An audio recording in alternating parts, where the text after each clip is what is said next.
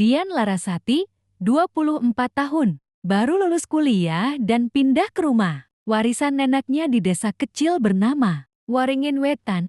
Ia berambisi membuka usaha sendiri, dan rumah tua itu dianggapnya awal dari kehidupan baru. Setelah menempuh perjalanan 5 jam dari kota, Dian sampai di rumah peninggalan neneknya. Rumah itu berdiri di pinggir hutan kecil, sunyi dan penuh dengan aroma kayu tua yang lembab. Ia sempat ragu bukan karena takut, tapi karena suasananya terlalu tenang. 3 hari pertama berjalan biasa. Dian membersihkan tiap sudut rumah, membuka jendela yang sudah berdebu, dan membuang perabotan rusak. Hingga suatu sore, saat menyapu loteng, ia menemukan sebuah cermin besar bersandar pada dinding, tertutup kain putih lusuh yang sudah menguning. Ketika membuka kain itu, ia sedikit terkejut. Cermin itu tinggi, lebih dari 2 meter, dan berbingkai ukiran kayu jati dengan motif seperti ular membelit. Di bawah bingkai, tertulis kalimat dengan tinta yang hampir pudar. "Jangan ucapkan namamu sendiri setelah tengah malam."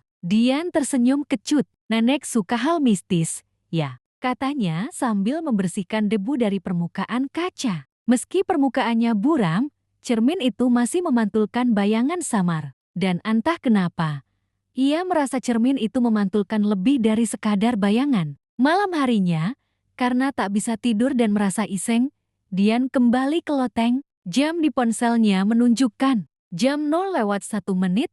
Ia berdiri di depan cermin dan menatap bayangannya yang tampak redup. Lalu, dengan suara rendah, ia berbisik, "Namaku Dian Larasati." Seketika udara terasa dingin. Tak ada angin, tapi rambutnya bergerak sedikit. Lampu loteng mulai berkedip hanya sekali, lalu stabil kembali. Dian menunggu beberapa detik, tak terjadi apa-apa. Ia tertawa kecil. Ya, horornya gagal. Namun, sejak malam itu, sesuatu berubah. Hari berikutnya, saat berdandan di cermin kamar, Dian menyadari sesuatu. Saat ia menoleh ke kanan, bayangannya masih menatap ke depan selama sepersekian detik, lalu baru ikut menoleh. Awalnya ia pikir itu hanya halusinasinya sendiri, tapi semakin hari, semakin jelas. Bayangan dirinya kadang tersenyum saat ia tidak tersenyum, kadang berkedip saat ia tidak berkedip. Puncaknya terjadi 3 malam kemudian. Pukul 2 dini hari,